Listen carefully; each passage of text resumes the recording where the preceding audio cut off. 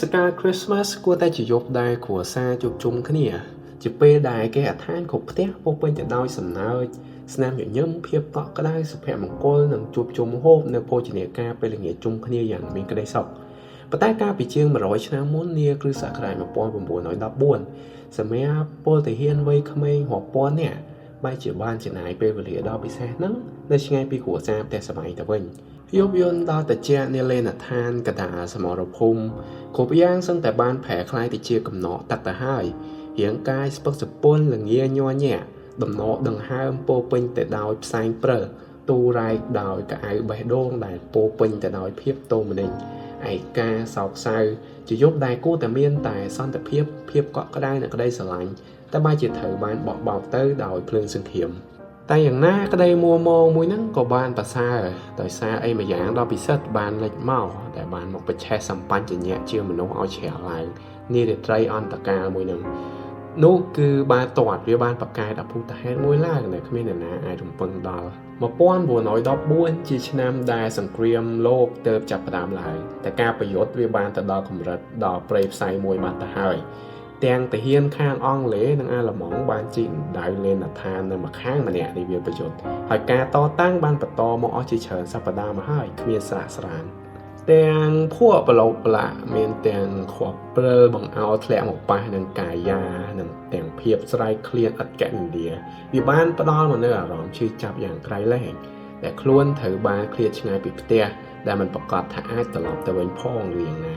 ជឿថាគ្មាននរណាគិតតែពីរឿងឈ្នះសង្គ្រាមនិងបហាគូវិយុទ្ធទេតែលើពីហ្នឹងពួកគេគិតពីគ្រួសារបងប្អូនញាតិមិត្តដែលគេសង្ឃឹមថានឹងអាចបានជួបជុំគ្នាក្នុងគ្រាបែបហ្នឹងលុះនីត្រាការចូលមកដល់ទាហានខាងអង់គ្លេសបានទទួលឮនៅសន្តាប់សូរស័ព្ទចម្លែករវើយរវើយតាមវិយោមកនោះគឺសំឡេងកហឹមច្រៀងរន្ថើនមកពីខាងលេនឋានរបស់បច្ចាមិត្តអាល្លឺម៉ង់វាជាចម្រៀងពី Christmas ចម្រៀងនៃសង្ឃឹមដែលត្រូវបានបន្លឺឡើងនៅវេទិកាដែលក្តីសោមនស្សហាក់ដូចជាមិនអាចទៅរួចខាងទាហានអង់គ្លេសបានស្ដាប់ដោយផ្ចិតផ្ចង់ហើយមួយសន្ទុះក្រោយមកគេក៏ច្រៀងបកទៅវិញទោះបីជាសត្រូវនឹងគ្នានៅលើចុងបិចរបស់មេដឹកនាំតែភាពជាមនុស្សជាតិតែងស្ថិតនៅក្នុងជំរឿបេះដូងជានិច្ចហើយចាប់ផ្ដើមពីម្នាក់ទៅម្នាក់ពួកពលទាហាននាំគ្នាងើបឡើងចេញពីរណ្ដៅលេនឋានដើរយឺតសំដៅទៅរកវាប្រយុទ្ធដល់រហូតរហែវដែលស្ថិតនៅចំចំណុចកណ្ដាលហ្នឹងភូមិទាំងលើកដៃឡើងលើតទេស្អាតសូបញ្ជាក់ថាគ្មានឡើយអាវុធគេធំរំពឹងចង់បានសន្តិភាពតែប៉ុណ្ណោះនៃគ្រាហ្នឹងហើយនាវាប្រយុទ្ធដល់សែនតិចហ្នឹងពួកគេបានចូលមកចាប់ដៃហើយរំលែកនៅកាដូរបស់ហូបនិងស្នាមញញឹមហើយសង្គ្រាមបានផ្អាកអស់ជាច្រើនម៉ោងហើយវាជាគ្រាដែលប្រវត្តិសាស្ត្រនៃពិភពបាល់ទាត់ត្រូវបានផ្លាស់ប្ដូរទាំងស្រុងនិងជាដរាបគេឃើញមានគ្រាប់បាល់រមៀលរ៉ាក់នៅលើវាស្មៅដែលគ្របដណ្ដប់ដោយភើកកក្រាស់ហ្នឹងគ្មានទាំងអាប៊ីតគ្មានតម្រងលេងអីទាំងអស់មានធម្មតាយុទ្ធជនក្មេងៗ2ក្រុមដែលផ្ទៃមុខពោពេញដោយស្នាមញញឹមជាលើកដំបូងក្នុងប្រមាណខែចុងក្រោយ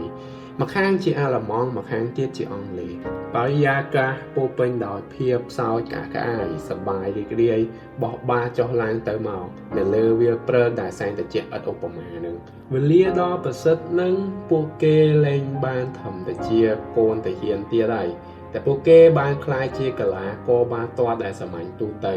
ក៏ប៉ុណ្្នឹងឯងបទឈប់បាញ់នារដូវកាល Christmas មួយនេះត្រូវបានក្លាយជាការក្រើនរំលឹកដ៏សំខាន់និងមានឥទ្ធិពលមួយក្នុងរង្វង់ប្រវត្តិសាស្ត្រមនុស្សជាតិវាបានបង្ហាញថាទោះបីក្នុងកលៈទេសៈខ្មៅយ៉ាងណាពីណាក៏ដោយ